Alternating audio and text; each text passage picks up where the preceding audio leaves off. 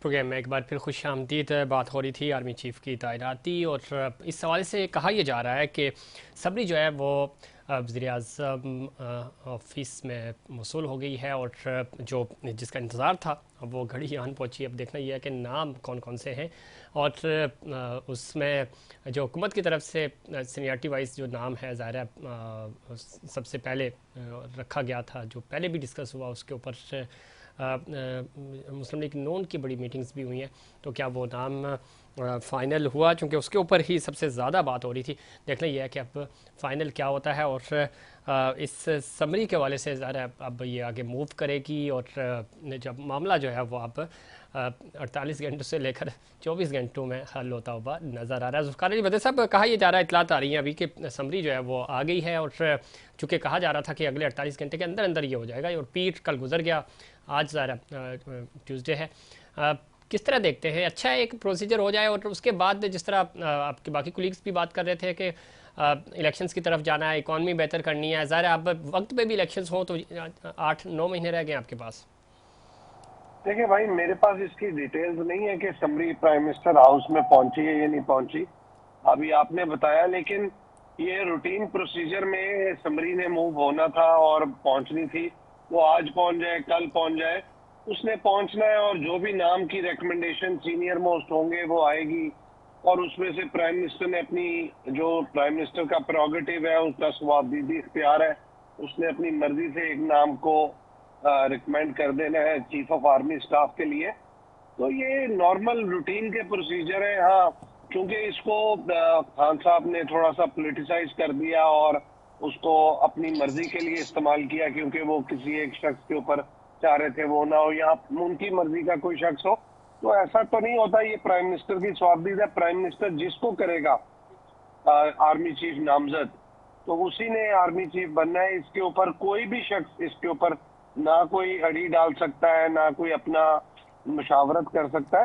ठीक, हाँ, लेकिन प्राइम इसमें मिनिस्टर खान चाहे साहब तो तो बाहर है किसी सर से, जी, इस खेल लेकिन से। खान साहब, हाँ, मैं यही अर्ज कर रहा हूँ कि खान साहब चूंकि इस पूरे प्रोसेस से बाहर है, तो उनके पास इस मामले को पॉलिटिसाइज करने के अलावा और कोई हल नहीं था कि इसमें प्रोसेस को भी ठीक पॉलिटिसाइज है, कर दिए। लेकिन इसमें तैनातियां पहले भी होती रही हैं, जी जी लेकिन सर पहले इस, भी होती रही है, लेकिन बदकिस्मती से खान साहब तो अभी 2018 में ही वज़ीर आज़म बने, उससे पहले भी हमने देखा कि कंट्रोवर्शियल होते रहे मामला, तो उस वक्त तो ज़रा खान साहब नहीं थे। इस तरह की कंट्रोवर्सी कभी आज तक नहीं हुई थी आर्मी चीफ की तैनाती के ऊपर। नहीं, ये बात भी ठीक है आपकी, इसमें इसमें भी कोई दो राय नहीं है। एक चीज़ और बड़ी इंपॉर्टेंट है, अब चूंकि मामला जो है वो सदर डॉक्टर आरिफ अलवी साहब के पास जाएगा, इस पे आपके चेयरमैन और वज़ीर ख़ारजा जनाब बिलावल भुट्टो साहब कह चुके हैं कि उन्हें अपना किरदार अदा करना होगा, वो कुछ इस तरह का मामला ना करें। और मेरा नहीं ख्याल उनके पास इस तरह के इतने राइट्स भी हैं, उनके पास जैसी समरी जाएगी तो ज़रा उनको वो मूव करनी होगी साइड करके आगे। आप देखते हैं कि कोई यहाँ पे भी मामला या कोई डेडलॉक हो सकती है आगे चल के, चूँकि अब ज़रा प्रोसीजर तो शुरू हो चुका है। देखिए, बिलावल भुट्टो जरदारी साहब ने जिस कंटेक्स्ट में बात की थी ना, क्योंकि जी आप जी देखिए, थोड़ी सी हिस्ट्री उठा के देखें, तो जब तहरीक इंसाफ की हुकूमत थी, इन्हीं के डिप्टी स्पीकर ने इनका जो पंजाब में गवर्नर था और प्रेसिडेंट ऑफ पाकिस्तान ने उस टाइम पे आए गैर आईनी इकदाम किए थे, गैर आइन शिकनी की थी, कानून शिकनी की थी। तो उसी कंटेस्ट में बिलावल साहब ने बात की कि अगर प्राइम मिनिस्टर की एडवाइस जाए तो सदर को चाहिए कोई गैर आईनी, गैर आइन शिकनी या कानून शिकनी ना करे, गैर आईनी इकदाम ना करे। अगर सदर साहब ने ऐसा करने की कोशिश की तो उसके कॉन्सिक्वेंसेस फेस करने पड़ेंगे, उसके समरात होंगे।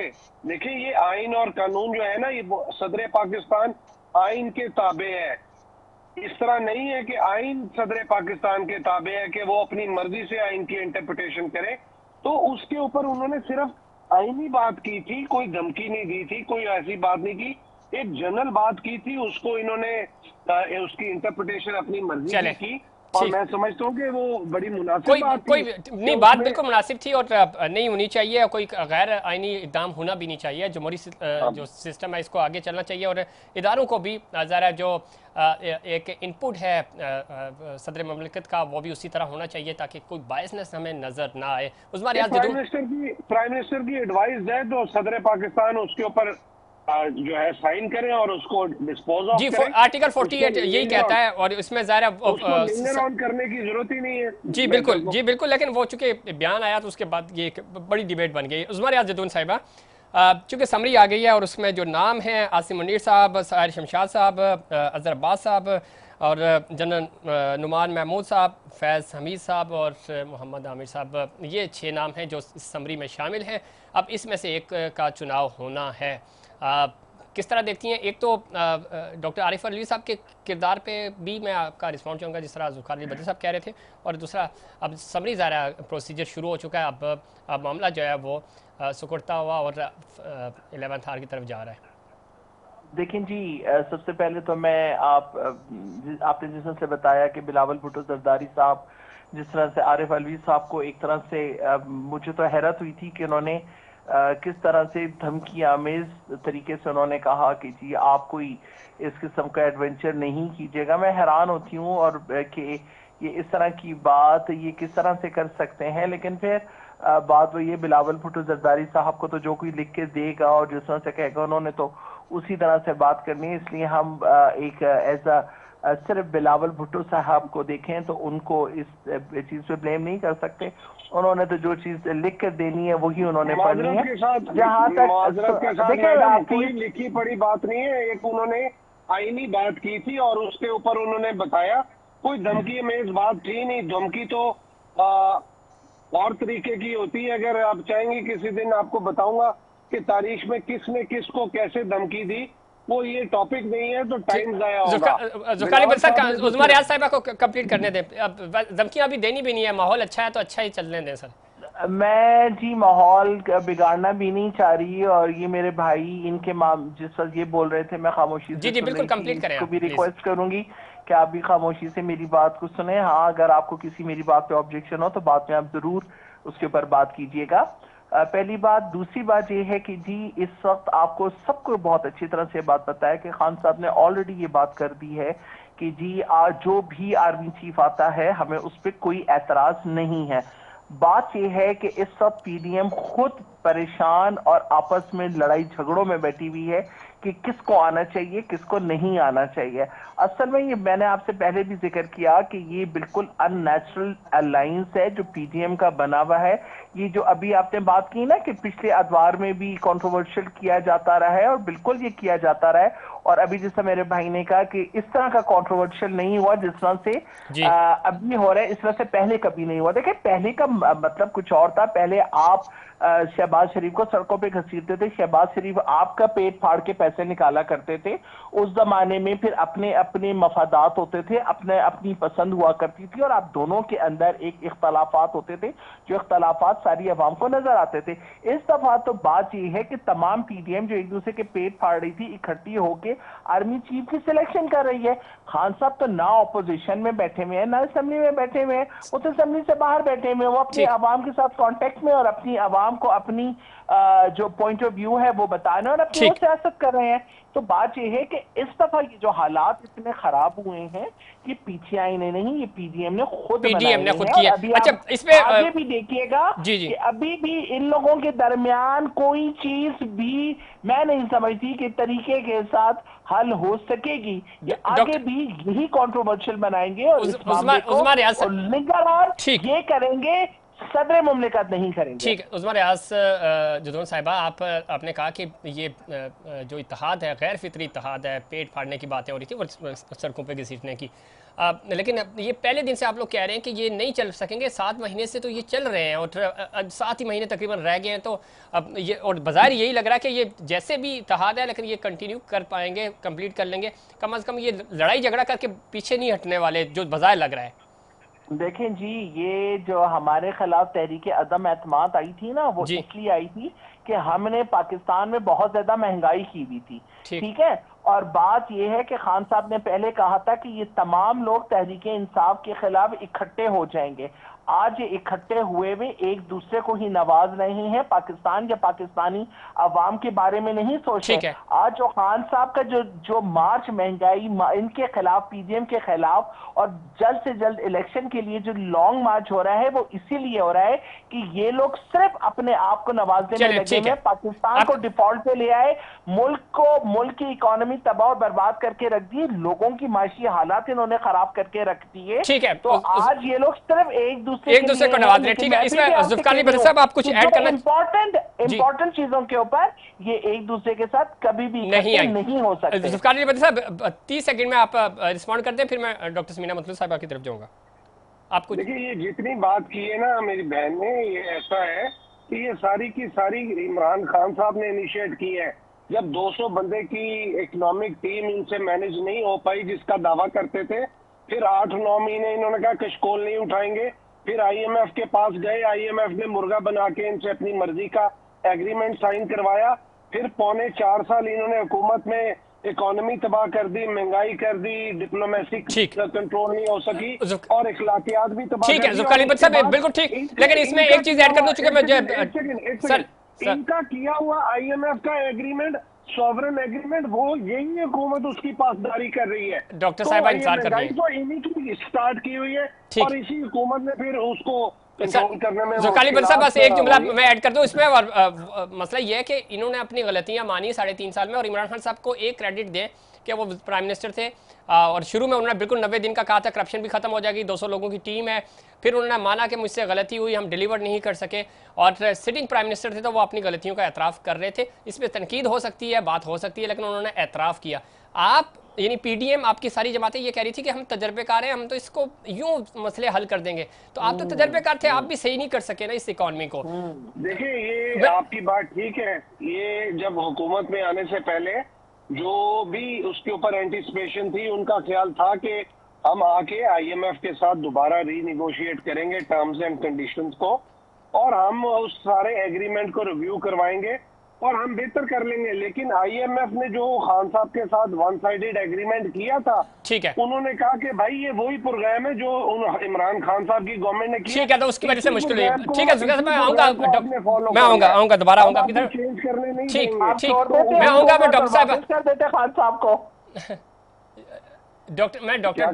डॉक्टर समीना मतलूब साहब बस मैं ये कह रही हूँ कि आप तो हुकूमत में थे ना, आपको पता था ना, तो छोड़ दें। अब हाँ, पता था, वो डिबेट अलग हो जाएगी अभी और इलेक्शन करा लीजिए, टाइम निकल जाएगा। डॉक्टर समीना मतलूब साहिबा इस वक्त, डॉक्टर समीना मतलूब साहिबा किस तरह देखती है? एक तो समरी आ गई है, 6 नाम आ गए हैं, और मोस्ट सीनियर नाम जो पिछले हफ्ते आप मेरे प्रोग्राम में थी, आपने कहा था वो नाम ज़ाहिर सबसे टॉप पे है, सीनियरिटी वाइज भी है।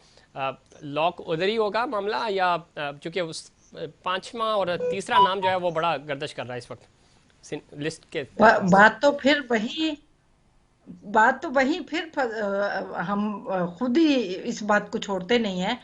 हम चाहते हैं कि ये मामला हुकूमत का है, वजीर आजम की जिम्मेदारी है, उन्हें सॉल्व करने दें। समरी कब कमल को तो हम छोड़ रहे हैं, कमल हमें नहीं छोड़ रहा। डॉक्टर समीना मतलूब साहिबा फैसला करें। और दूसरी बात यह है कि उस्मा साहबा की बात का मुझे जवाब देने दें जी। तो ये जिनको चोर डाकू कहते थे उनको इन्होंने साथ मिलाया, जिनको चपरासी कहते थे उन्हें साथ मिला के हुकूमतें इन्होंने भी बनाई, और लेकिन ये फिर भी साथ ना चल सके, तो हम तो फिर भी साथ चल रहे हैं अल्हम्दुलिल्लाह। और ये जितना मर्जी सोच लें, जितनी मर्जी कोशिश कर लें, हाँ हम इसी तरीके से जो मुआहदा लेके चल रहे हैं इसी तरीके से चलेंगे। और अगर हमने मईशत को इतने बुरे हालात में संभाल लिया है, आपने डार साहब की स्पीच सुन ली होगी, और उन्होंने डिफॉल्ट का किसी किस्म का कोई खतरा नहीं बताया, जबकि ये बार बार कहे जा रहे हैं कि जी 75% डिफॉल्ट हो चुका। ऐसा नहीं है। अगर हम उनकी बात पे यकीन रखते हुए इस बात पे हम पॉइंट पे आ जाते हैं कि हमारा डिफॉल्ट का खतरा कतई नहीं है, और हम स्टेबिलिटी की तरफ हमने स्टेप उठा लिए, और अब आपको पता है कि आईएमएफ को हमने किस तरीके से रिन्यू किया, और इनकी किए हुए कामों को हमने दोबारा कैसे बहाल किया, आप सब जानते हैं। और उस बहाली के बाद जो हालात हमारे साथ गुजरे और बीते, हम लोगों को भी अंदाजा नहीं था कि ये मुल्क का इतना बुरा हाल करके जा चुके हैं। तो डॉक्टर और साहब फिर आप तो जाते जाते तजर्बेकार थे, तो आपने तजर्बे से, इनके पास तो चलो तजर्बा नहीं था, समझ भी आता है, तो आप तजर्बेकार थे, आपको पता था कि आईएमएफ के पास हम, जो ज़ुल्फ़िकार अली भुट्टो साहब भी बात कर रहे हैं, तो माहिदा सबके सामने था कि किन किन शराइत पे नहीं हम आईएमएफ के पास गए। नहीं, लेकिन फिर भी हम रिस्क फिर भी लेंगे, मुल्क की खातिर तो रिस्क लेना ही था, इन पे नहीं छोड़ा जा सकता था, ऐसी अच्छा, बात मुल्क नहीं की है। खातिर हमने रिस्क अपनी लिया है आपने, कि आपने हमने असासाजात अपनी बचाने की सियासत, खातिर रिस्क लिया है? मेरी बात सुने, हमने अपनी सियासत को दांव पे लगाया ना। अब हम, हमारी पोजीशन जो है, सियासी पोजीशन तो क्या आपके काफी केसेस भी, डाउन तो हुई। आपको बदले में और केसेस सिर्फ इसलिए, माफ हुए हैं, नैब बिल्कुल वो पर सिर्फ काट इसलिए दिए, कि खत्म मुल्क हो की गया? सालमियत को बेहतर बनाने के लिए हमने इस बुरी कंडीशन में जब जिम्मेदारी उठाई, जी। तो हमें दूसरी तरफ से लॉस आया। लेकिन हम समझते हैं कि अगर हम मेहनत करके एक अपने मुल्क को बेहतरी की तरफ ले जाते हैं, हमारी वही कामयाबी है। और हम अल्लाह ताला से दुआ गो भी हैं बिल्कुल, मुल्क कि बेहतरी अल्लाह की तरफ ताला जाना हमें चाहिए। और कामयाबी इसके और डॉक्टर कामयाबी साहबा दे, बता भी आप दीजिए, सब दुआ इसके किया समरात करें। आम आवाम तक कब पहुंचेंगे? ये जो चीजें आप कर रहे हैं, आम आवाम को इसका रिलीफ कितनी देर में मिलेगा? वो ज़ाहिर है, अगर हम स्टेबिलिटी में कदम रख चुके हैं तो उसका नेक्स्ट स्टेप तो अवाम का रिलीफ ही है ना। ठीक। लेकिन जब जब आपको जीडीपी मिली, जब आपको ये हुकूमत मिली, तो उस वक्त जो आपका इक़्तिसादी सर्वे रिपोर्ट थी, उसमें तो कहा गया 4 सेक्टर थे जिसमें पाकिस्तान तहरीक इंसाफ के दौर में बेहतर काम हुआ। तो इतनी भी जीडीपी उन्होंने ख़राब नहीं छोड़ी थी, बल्कि जितनी आपने छोड़ी थी उससे ऊपर छोड़ के 5 पॉइंट समथिंग पे गए हैं। तो इसका मतलब है हालात इतने भी बुरे नहीं थे। मेरी एक बात सुने, ये आप कैसे कह देते, हम ये जब आप गए कह रहे थे हैं, मैं नहीं कह रहा। तो आपका बजट का जो इक़्तिसादी सर्वे रिपोर्ट आती है, मेरी वो एक है, बात डॉक्यूमेंट सुने, मौजूद है आपके पास? जब हम 2018 में गए थे 5.8 छोड़ के गए थे, उस वक्त मुल्क के हालात क्या थे तो आपको जब पता है। ठीक। पुरअमन था, लोग आराम से खाना खाते थे और हर चीज इजीली अवेलेबल थी और उनकी अप्रोच में थी और जॉब्स अपॉर्चुनिटी थी और मुल्क तरक्की कर रहा था और हमारे जो बहरान थे वो हमने कवर ठीक है। किए। तो अगर इनकी जीडीपी ये इतनी छोड़ के गए 3.5, तो वो हालात जो 3.8 पे थे वो कहाँ थे। 5 पॉइंट। अच्छा जी, डॉक्टर जुबार रियाज जोन साहब इस पे क्विकली कमेंट कर दें, फिर वाइंड अप करूंगा मैं। देखिए जी, इसहाक डार साहब ने पहले खुद कहा था कि हम बारूदी सुरंगें बिछा के जा रहे हैं, जो भी हुकूमत आई उसके लिए हुकूमत करना आसान नहीं होगा। इकोनॉमी की ये हालत थी। चले ये बकौल इनके के 5% पे जीडीपी था, हम तो इन्हें 6 पे देकर आए हैं, तो फिर ये कैसे माइनस में चले गए? अच्छा, नहीं भी आप 8 पे देखे गए हैं। डॉक्टर साहब आप बता दें, आप मुस्कुरा रही हैं। मैं तो आपको, मैंने तो कंपैरिजन कर दिया। 5.8 पे हम जब छोड़ के गए थे 18 में, उस वक्त मुल्क हमारा पुरअमन था और सब लोग खुशहाल थे। अभी कौन से और धमाके जब हो गए हैं जी? और अभी इन कौन से लोगों ने धमाके हो गए ये हैं? कह रहे हैं कि हम 6 पे छोड़ के गए थे, तो फिर तो बहुत ही अच्छे हालात होने चाहिए थे। फिर तो तो इनको आप किसी ने अच्छे छेड़ना हालात ही छोड़ नहीं के था। गए हैं ना। फिर तो हमें ये क्या जरूरत थी बजट इनको सेशन उतारने के की। अंदर आप ही हम ने तो इनका बताया साथ था, देने को आपकी तैयार थे। हुकूमत ने बताया हमने था, ऑफर की थी कि हम कोरोना के इमरान खान अंदर का किस साथ तरह देंगे। से हमारी इकोनॉमी स्टेबल रही, किस तरह से हमारी एक्सपोर्ट बढ़ती रही, किस तरह से हमारे रेमिटेंसेस इंक्रीज रहे, किस तरह से हमने जीडीपी को कंट्रोल किया, ये आपने बजट सेशन में सारी हमारी कारकर्दगी बयान की है।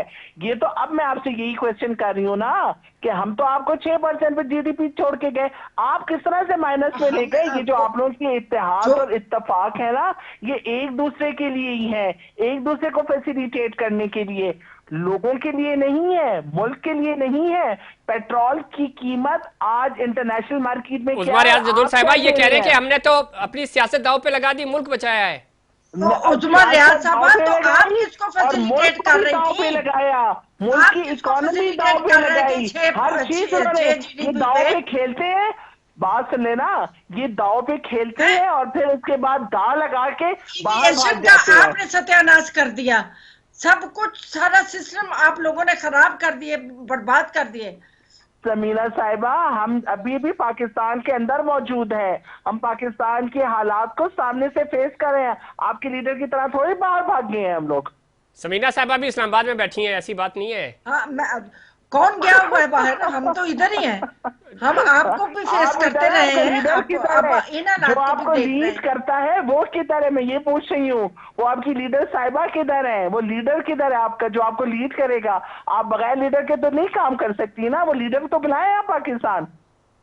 आ जाएगा, वो आपके कहने पे नहीं आएगा, आ जाएगा। नहीं, जब नहीं, हमारी मेरे अपनी कहने पे तो उनको आना भी नहीं चाहिए। वो होगा, मेरे वो कहने पे तो सेहतमंद आना नहीं होगा तो चाहिए। आ आप जाएगा। लोग बुलाएं। आखिर आना मुल्क ही है। के मुल्क उसका चले, मुल्क के हालात बेहतर होने चाहिए, लीडरशिप जो है वो पाकिस्तान में हो, पाकिस्तान से बाहर हो। है। इनको ऐसी नवाज करे वो। बुग़्ज़ नवाज जो है वो खा गया। चले खा गया ना। उस्मान Thank you, रियाज। समीरा साहिबा, आपने मान खा लिया कि गया। नवाज खा गया। ये तो अच्छा, बोर्ड इनका रेफर इन लोगों ने किया। वो आज तक झूठ मार रहे हैं कि हमारे बोर्ड ने तो गलत रिपोर्टें दी थी। अपने आप अपने बोर्ड को गलत कहे जा रहे हैं। लेकिन समीना मतलूब साहबा, आपके जो वज़ीर-ए-आज़म है इस वक्त, वो तो जमानती हैं, तो वो उनको बुला लेना चाहिए था। अभी आपकी हुकूमत, सगे भाई, छोटे भाई, अब तो आ जाना चाहिए था बजाय यूरोप के दौरों पे निकलने के। वो आ जाएंगे, वो माशाल्लाह काफी बेहतर हो गए हुए हैं। अच्छा, आ जाएंगे। चलें जी। तो वो आप बेहतर उस्मान हो रियाज साहब, गए। आप खुश हैं? आप वो कह रही वो हैं कि आ जाएंगे पर काफी मैं यही बेहतर कह है। रही हूँ, वो बेहतर हो गए हैं। वो जरा बाहर जाकर अपनी जरा एंटरटेनमेंट करेंगे। मुल्क के हालात जो भी हैं वो जाए बाहर में, मुल्क की आवाम जाए बाहर में। वो उनकी फैमिली, उनकी बेटी, ठीक। उनके नवासे नवासिया, वो वहां पे जाके अय्याशी करें। समीना मतलूब साहिबा यहाँ पे छोड़ के गए में मुश्किल हालात में रहे, यहाँ पे इनके वोटर सपोर्टर को संभालें, क्योंकि ये यहाँ पे संभालेंगी और लीडर इनका बाहर ये रहेगा। पार्टी की बाद में वो आएगा तो फिर समीना मतलूब साहिबा इसी उनके तरह वोटर ये- को चले इसी चले तरह ठीक ये है। दूसरे बहुत के लिए बहुत काम बहुत किया शुक्रिया। जाता वक्त होता है। वक्त खत्म हो गया। जुखाली बदर साहब आपका शुक्रिया, समीना मतलूब साहब आपका शुक्रिया, उस्मान रियाज रिजवान साहिबा, आप तीनों मेहमानों का बहुत शुक्रिया। नाज़रीन, ये था हमारा आज का प्रोग्राम। उम्मीद करता हूँ दिगर प्रोग्राम की तरह आज का प्रोग्राम भी आपको पसंद आएगा। मुझे और इनसाइड पाकिस्तान की पूरी टीम को दीजिए इजाज़त। अल्लाह ने के बाद।